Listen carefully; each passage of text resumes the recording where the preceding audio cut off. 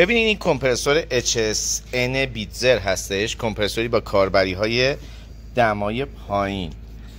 بعد این کمپرسور رو ما داریم مونتاژ میکنیم تو واحد تعمیرات، کارگاه تعمیرات گروه مهندسی مهر اسفند. روتور نری هست، روتور مادگی و بولبرینگ هاش هستش. اینجا اسلایدرمون هست.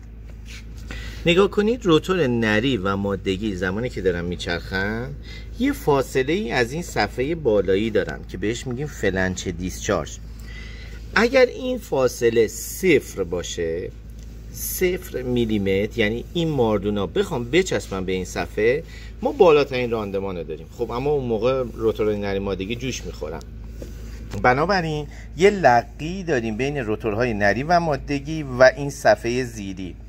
کمپرسورتون زمانی که تعمیر میشه اگه بیاد رو کار صدای زوزه زیادی میکشه، به خاطر این هستش که این کار الاینمنت درست انجام نشده. یکی از موارد اینه، یعنی این نسبت روتورهای نری و مادگی نسبت به این صفحه فاصله زیادی دارن یا کمی دارن.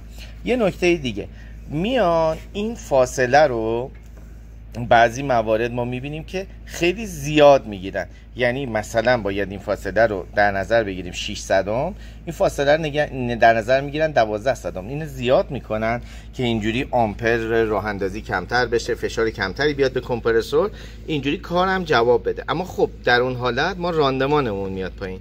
پس این یکی از نکات کمپرسور اسکرویی که بعد از تعمیر کمپرسور صدای زوزه نامتعارف میده. یکی از دلایل اصلیش این قضیه هستش، یا راندمان خوبی نمیده. دوباره یکی از دلایل اصلیش این مورد هستش.